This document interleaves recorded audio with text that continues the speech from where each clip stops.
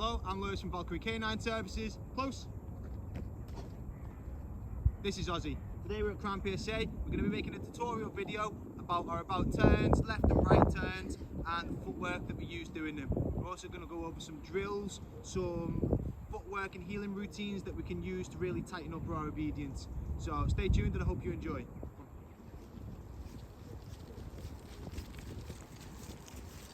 So the first thing that we're going to work on today is the left and right about turns and the left and right turns.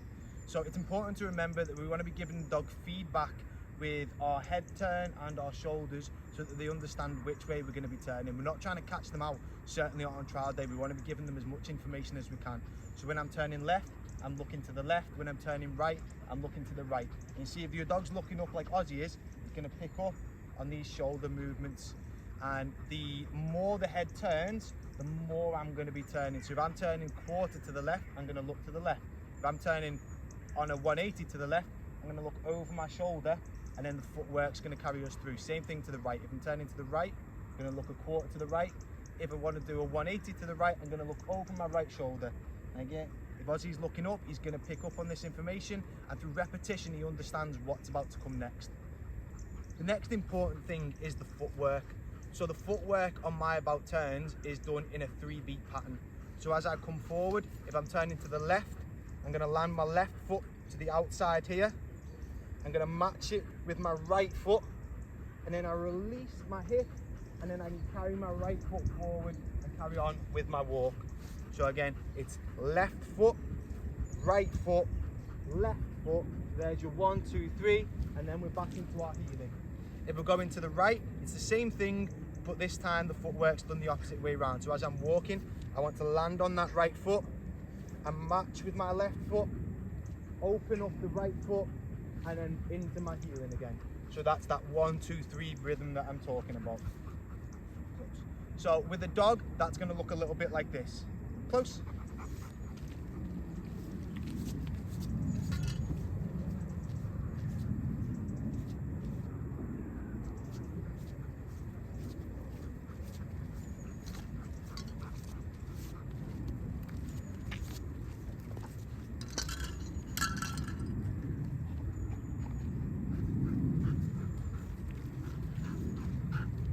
Out. Close. So that was your left turns. Now I'm going to go over the right turns. Close.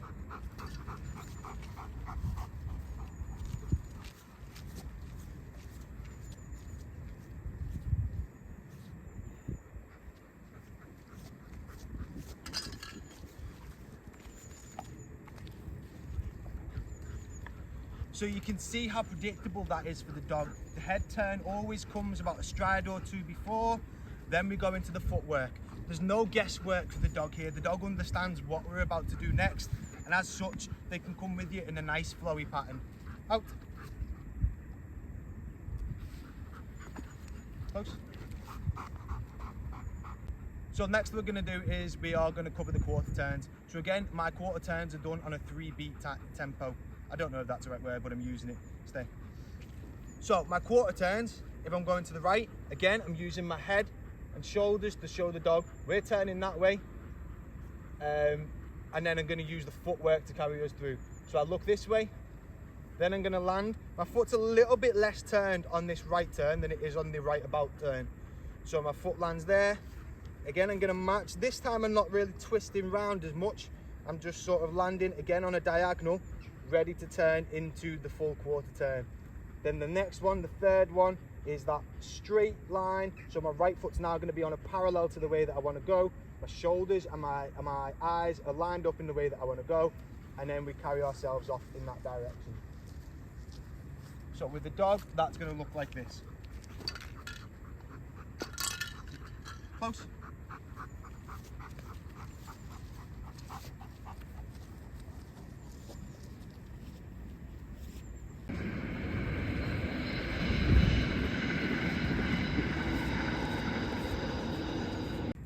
So the final of the turns that we're going to cover is the left quarter turn. And again, this is just the inverse of the right turn. So if you've got that, you've probably got where I'm going with this by now. So as I'm walking, my head position and my shoulders is going to show the dog which way I'm going next. I'm going to land with my foot turned halfway to the direction I want to go. The next foot is going to match again, going closer to the direction I want to go. Then the third one is parallel, my shoulders, my eyes, all looking where I want to go, and then I can power through into the heel. So this is again what that looks like with the dog. Close.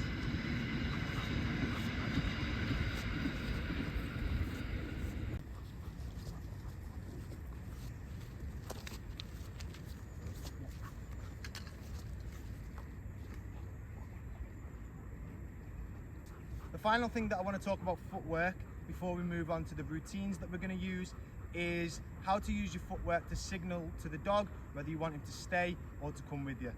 So what I always do is when I give my heel command close, I always leave on the left leg.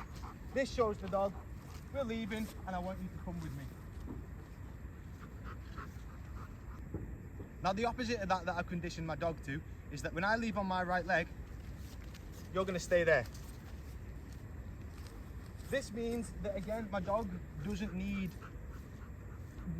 extra commands like sit, stay, anything like that. He understands that when this right leg is left on, your dog's going to stay there. He also understands as well through repetition and conditioning that we leave on that left leg, boom, we're going. So that's something to think about with your heel work and your footwork. When you're turning left, when you're turning right, using some bodily signals to help the dog understand what's about to come next. Don't try trick him, don't try punish him for things that he doesn't need punishing him for. Show him the way through it. So now we'll move on to some heeling routines and some things that will help us get a nice tight heeling position. So now I'm going to go over some heeling routines, some patterns that I like to work on. They really give the dog a good idea of how to read the body language when we're turning left, when we're turning right, how much to be turning, so on and so forth. So we'll start first with the Serpentine.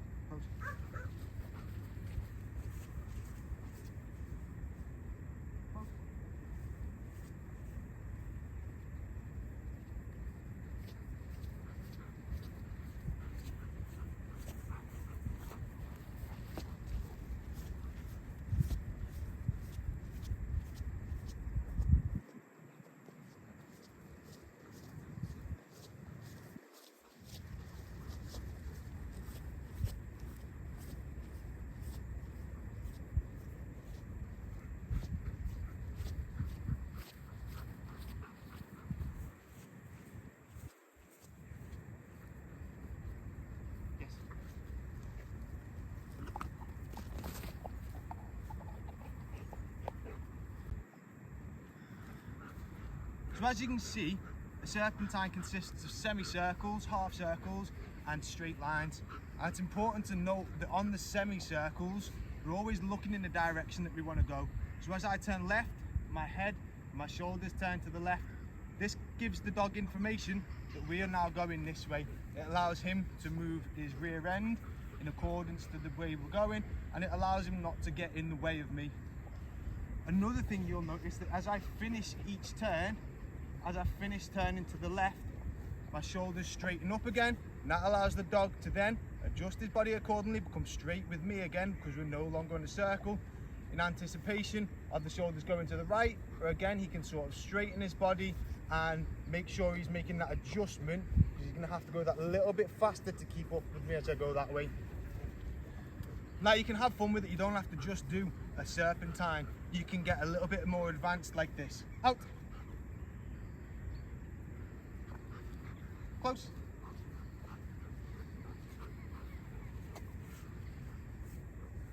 Close.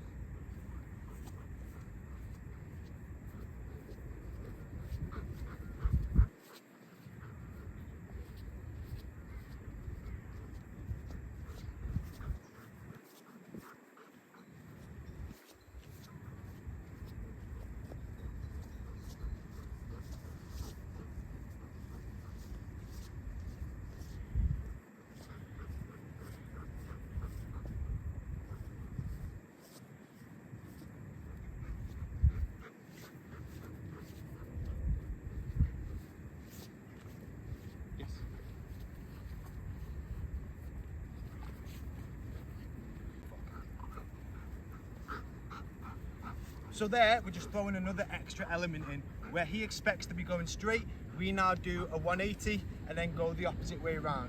So again, we're not trying to catch him out, we're not just turning as fast as we can. I'm using my position.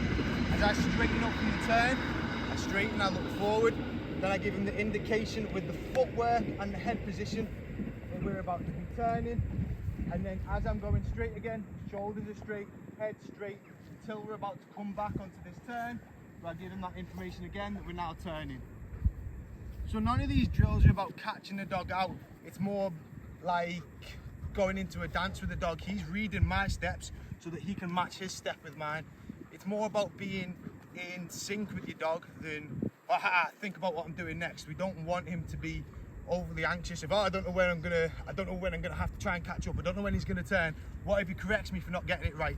I'm giving him all the information he needs with my body and footwork for a nice, smooth, confident heel work. Out. So another great one to use is circles on the ground. We imagine a big circle on the ground and then we can spiral in and out of the circle. Again, same as everything else that we've done so far, we're using our shoulders and where we're looking to show the dog exactly how much he needs to be turning to be where we want him in the heel position. So we'll start with a circle to the right and we'll show you what we mean. Close.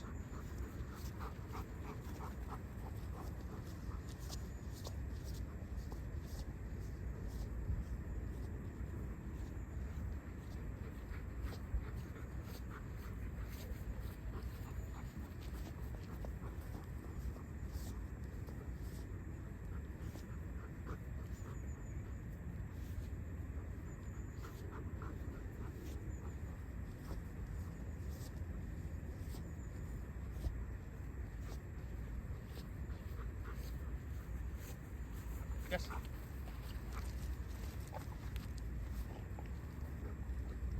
Close.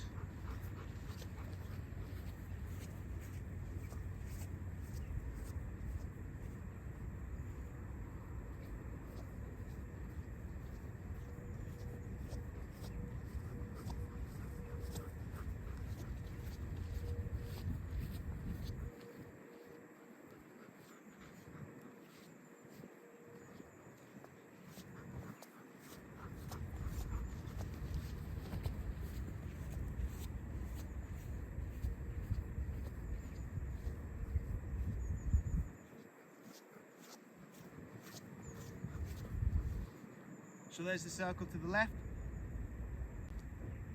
Now this one's a little trickier. This is a lateral diagonal. So we're going to be walking diagonally this way while keeping parallel to the original line that we started on. So the track we're taking is like this. And the expectation here is we want the dog to stay in a straight line here. We want him to sort of cross his back legs over and his front legs over and push himself diagonally while keeping in a straight line with us. This is quite tricky, it takes a lot of practice to get. You're probably best going to be doing this on a lead first, but we can cover that in another video if enough people want it. Close.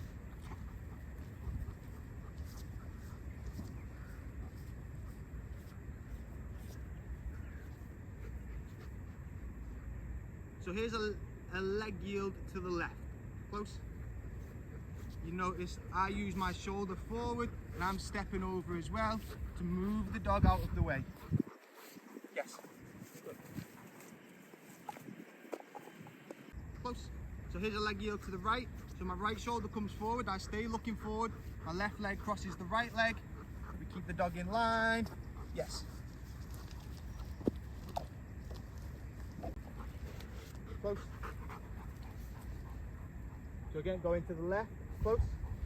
Left shoulder comes forward, right leg crosses left leg.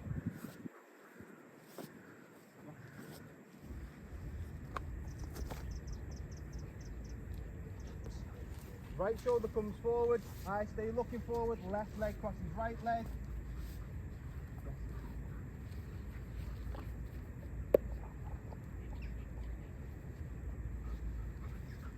Now there's even more drills and routines and little patterns that we can walk than that, but these are just a few that I like to do. So when you're doing your heel work practice, don't just think straight lines and rough rigid turns. Get creative with your dog. Think about creating harmony between what you're both doing. Healing shouldn't be this boring, really harsh, do this, do that, forward, fast, slow, turn. It should be fun. You and the dog should be working together. The dog's working for the ball, working for you, and you're working for your own enjoyment. Let's not forget dog training. We do this because we love it. So yeah, I hope you enjoyed the video and I hope you learned something. If you want to see more, like and subscribe, and I'll get more content out to you.